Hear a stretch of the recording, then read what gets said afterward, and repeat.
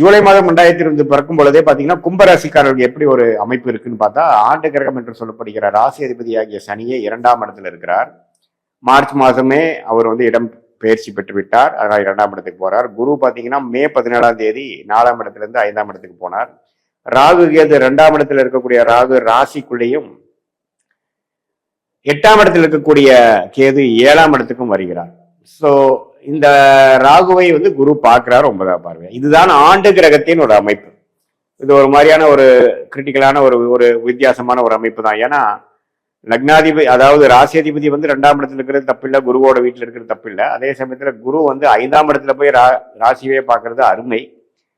ராகு கேதுகள் ராசிக்குள்ளேயே வருது பாத்தீங்கன்னா கொஞ்சம் ஒரு திருமண விஷயங்கள், பங்குதாரர் விஷயங்கள், உங்க நண்பர்கள் விஷயங்கள், நீங்க அன்றாட வாழ்க்கையில நீங்க யாரை மீட் பண்றீங்களோ அந்த மாதிரி விஷயத்துல சில ஆக்டிவிட்டிஸ் நடக்க போகுது, சில நல்லது கெட்டது நடக்க போகுதுங்கிறது நம்ம தெரிஞ்சுக்கணும்.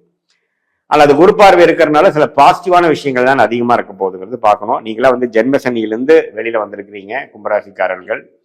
இப்ப அடிப்படையா கொஞ்சம் வாழ்க்கையில மேம்படலாம், கொஞ்சம் வாழ்க்கையில ஜெயிக்கலாம். அடுத்து நம்ம என்ன செய்ய போறோம், எப்படி நம்ம போன 2023-24 செய்த அடைந்த பாதிப்புலேருந்து மீண்டு வரப்போறோங்கிறது மெல்லவா போயிட்டு இருக்கிற அமைப்புல இந்த ஜூலை மாதம் இன்னும் கொஞ்சம் நல்லாவே உங்களை வாழ்க்கையில இன்னும் அடுத்த லெவல் ஆஃப் டெவலப்மெண்ட், பழைய பிரச்சனையிலிருந்து வெளியில வர்றது இதெல்லாம் கொடுக்கக்கூடிய ஒரு அருமையான மாதமாக இருக்குதுன்னு நீங்க தெரிஞ்சுக்கணும்.